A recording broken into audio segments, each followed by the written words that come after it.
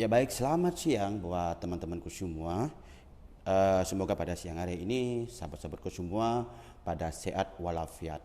Di hari Jumat ini saya ingin menyampaikan saran saja ya untuk sinkronisasi terhadap MDP yang tentunya bersifat prakualifikasi.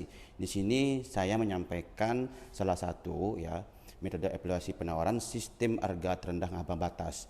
Nah, seringkali pokja pemilihan itu melupakan ya IKP, karena IKP ini sebenarnya penting banget ya teman-temanku semua, karena berdasarkan IKP inilah kita melakukan evaluasi dan atau berpedoman kepada pada saat kita melakukan evaluasi terhadap dokumen penawaran dan dibandingkan dengan dokumen pemilihan.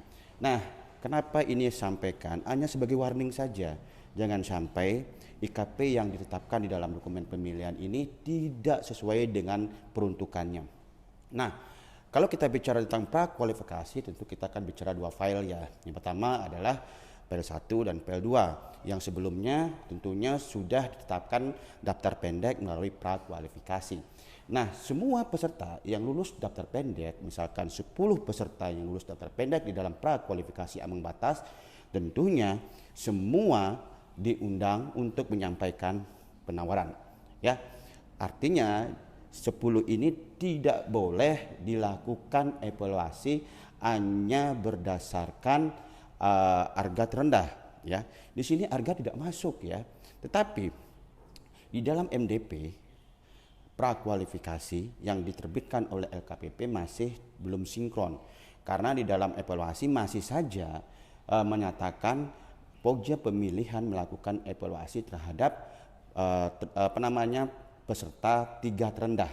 Padahal kita nggak tahu, harga pun belum masuk ya, karena harga ini kan masuk di file kedua. Jadi tidak ada penilaian harga pada saat file 1 kita buka. Sehingga saya ingin menyampaikan pada teman-teman agar memodifikasi sesuai dengan ketentuan yang ada. Jadi evaluasi administrasi dilakukan ke semua peserta, bukan 3 terendah. Kita bicara prakualifikasi, bukan pasca kualifikasi. Kalau pasca kualifikasi jelas ya, sistem harga terendah sistem gugur ya. Jadi hanya mulai 3 terendah saja setelah koreksi rematik. Nah, ini yang saya ingin sampaikan, jangan sampai pokja pemilihan hanya fokus kepada LDP dan LDK saja. Banyak saya melihat pokja pemilihan itu tidak ya membaca IKP-nya, sehingga apa yang terjadi? Kalau saya jadi peserta mungkin ribuan sanggahan saya kasih ya. Nah, untuk itu video ini hanya menjelaskan agar teman-teman hati-hati menggunakan MDP. MDP itu banyak yang tidak sinkron. Nah, satu lagi untuk MDP 19 ya yang berbasis kontrak satuan itu juga banyak yang perlu disinkronisasi. Nah, saya tidak akan berbicara panjang lebar, saya ingin mengwarning saja. Mohon pada saat menyusun dan menetapkan dokumen pemilihan, teman-teman pastikan IKP-nya sesuai dengan peruntukannya dan ketentuan perundang-undangan. Salah satu kegagalan dalam proses tender adalah dokumen tidak sesuai dengan ketentuan perundang-undangan. Salam pengadaan.